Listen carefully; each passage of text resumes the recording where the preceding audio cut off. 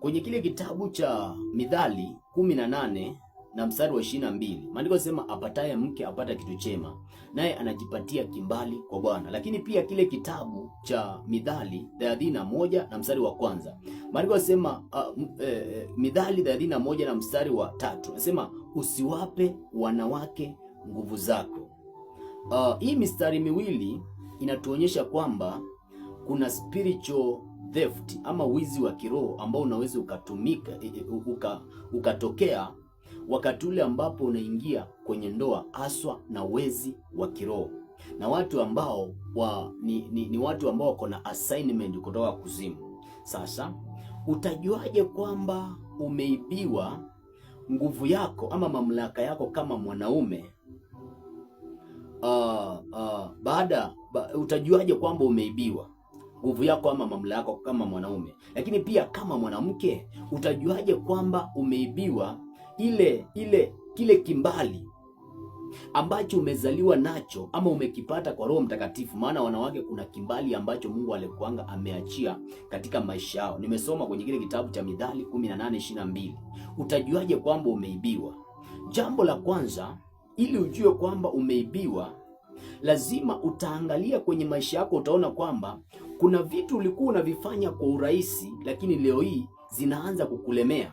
Kwa mfano, kama ni mwanamke, ulikuwa ni mwanamke ambaye uko na kimbali kwa wanaume, kwamba kuna wanaume walikuwa wengi wanataka kuingia nayo kwenye mahusiano, kwenye ndoa, lakini leo hii hata ukipita kwa barabara, sio wale ulikuwa unawapenda tena wanakusimamisha, lakini unasimamishwa na watu ambao ukiangalia unaona hapana, mbona kuna wale wa level yangu walikuwa wananisimamisha, lakini leo hii tofauti. Lakini kwa mwanaume, ulikuwa unafanya biashara, ulikuwa unafanya kazi, ulikuwa na kipawa chako cha kukimbia, kipawa chako cha kufundisha neno, ulikuwa na kipawa cha ualimu, lakini leo hii unafika wakati na kuwa ukisimama mbele hausikii nguvu ya kufundisha tena, nguvu ya kufanya hicho kitu tena, kwa sababu hiyo nguvu imeondolewa, hiyo mamlaka imeondolewa ndani yako. Bwana Yesu asifiwe sana. Baada ya kuwa Adamu na Hawa wameondoshewa ile mamlaka na Shetani, walitolewa kwenye nafasi yao kwenye bustani ya Edeni, lakini pia Shetani akatawala badala yao. Ndio maana utaona kwamba Yesu baadaye anakutana na Shetani. Shetani anamwambia, kama ukiniabudu nitakupa hivi vyote. Shetani alikuwa amevipata wapi? Alikuwa amemwibia nani? Alikuwa amemwibia Adamu na Hawa kwenye bustani ya Edeni.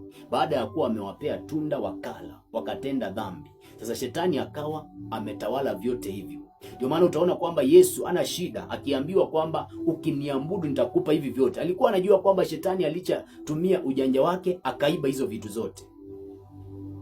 Bwana Yesu asifiwe sana. Kwa hivyo wakati ule utaona kwamba kuna mambo ulikuwa unayafanya kwa urahisi, lakini leo hii mbona sio rahisi? Ina maana kwamba kuna kitu kimeibiwa ndani yako. Ile mamlaka ya kutawala hicho kitu ulikuwa unakifanya kwa urahisi, na ile nguvu ilikuwa inakupea uwezo wa kukifanya imeondoshwa ndani yako. Bwana Yesu asifiwe sana. Lakini kama mwanamke, utaona kwamba ulikuwa na kimbali kwenye mambo fulani, kwa watu, kwa wazazi, kwa nini, lakini hicho kimbali kimeibiwa. Maana mara nyingi unapimanga kwamba mwanamke ameibiwa kwa kuangalia kimbali. Maandiko yanasema apataye mke apata kitu chema, naye anajipatia kimbali kwa Bwana. Kama mwanamke, ukitaka kujua umeibiwa vitu zako, utaangalia vile ambavyo uko na kimbali kwa watu, kwa wazazi, kwa marafiki, kwa nani. Hapo tunajua kwamba umeibiwa ama uko na ama kile ambacho Mungu alikupa bado uko nacho. Sijui kama naeleweka. Lakini pia kwa mwanaume kuna saini nyingine ambayo kwa wanaume inatokeanga mara nyingi. Number 1, kwa wanaume utaota ukiwa unanyolewa nywele, kama vile Samsoni alinyolewa nywele.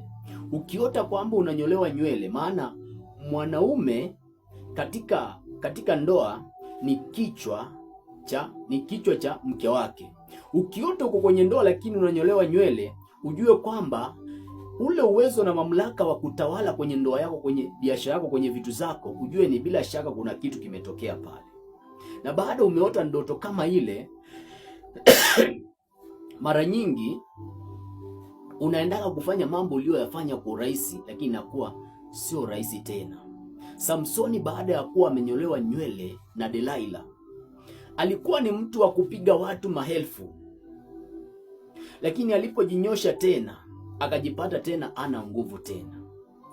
Kichwa cha mwanaume ndio huwa kinatumikanga katika kuendesha ndoa na katika kuendesha mambo yake. Ndio maana maandiko yasema ya kwamba mwanaume ni kichwa cha mke wake, kama vile Kristo ni kichwa cha kanisa. Kwa hivyo ukiona vituko vyovyote ambavyo vinafanyika katika kichwa chako kama mwanaume, unafaa ujioji sana, kwa sababu inawezekana ndio hivyo hivyo shetani amekuja akakuibia mamlaka ama nguvu yako ambayo inakufanya utawale. Na mara nyingi hii inatokeanga wakati ule mwanamke atatumika na shetani, ama unaletewa mwanamke wa kuzimu. Namba 2, kwa mwanaume ili ajue kwamba ameibiwa ile mamlaka ama nguvu yake ya kifalme ambayo inamsaidia kutawala katika field yake, ni pale ambapo utaota ukiwa unakatwa kichwa ama unaondoshewa taji katika kichwa chako.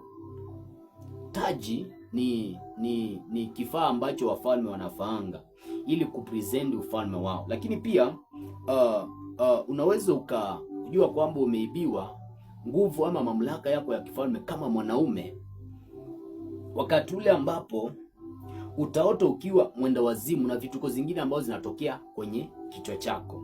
Nimesema kwa mwanamke utaangalia sana sana tu kwa kimbali. Ukiona kwamba vitu zilikuwa zinakukumbali hazikukumbali tena, ujue kwamba kuna kitu kimetokea kwenye maisha yako, na hapo ndio sasa unafaa umuhusishe Mungu ili akusaidie. Sijui kama naeleweka. Bwana Yesu asifiwe sana. Sasa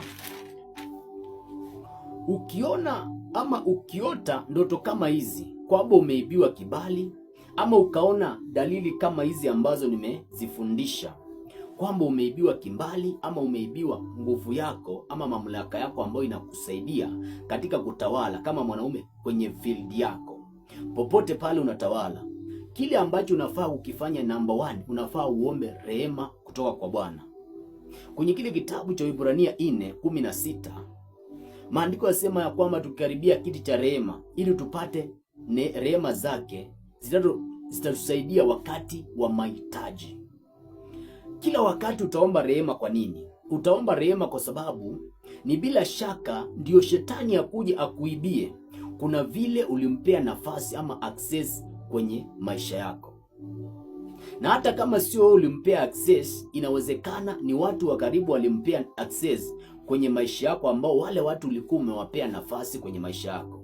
Ndio maana kuna watu ambao ni watoto lakini wanapelekwa kwa waganga na wazazi. Inawezekana wazazi ndio walitumika, ama wewe mwenyewe ndio ulihusika, ama watu waliokufa, watu wa ukoo, labda mababu zako ndio walihusika, ukaibiwa vitu zako, ukaibiwa kimbali chako.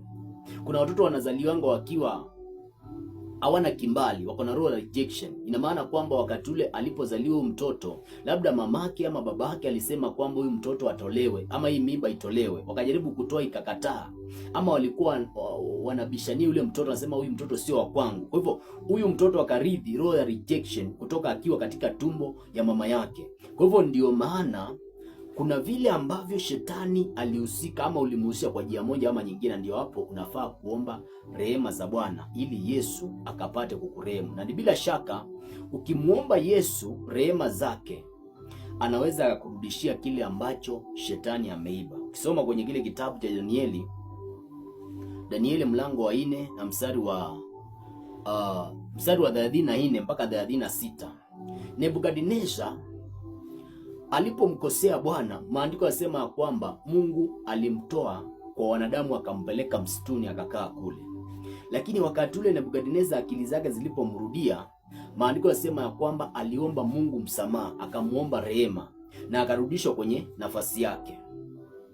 Kwa hivyo hata wewe, hiyo nafasi ambayo shetani alikuondosha, hiyo nafasi ambayo Adamu na Hawa waliondoshwa katika bustani ya Edeni, kama wewe mwenyewe na wewe umeondoshwa, unaweza ukarudi kwenye hiyo nafasi kama ukimuomba Mungu akurehemu na akusaidie. Ndio maana ukisoma kwenye kile kitabu cha Yoeli 2:25, maandiko yanasema nitakurudishia hiyo miaka iliyoliwa na zinge na parare na madumandu, jeshi langu kubwa niliyolituma kati yenu. Lakini pia Ayubu 20:15, amemeza mali ataitapika. Lakini pia kitabu cha Matthew 12:29 nasema, ama mtu awezaje kuingia katika nyumba ya mtu mwenye nguvu asipomfunga kwanza? Lazima umfunge mwenye nguvu,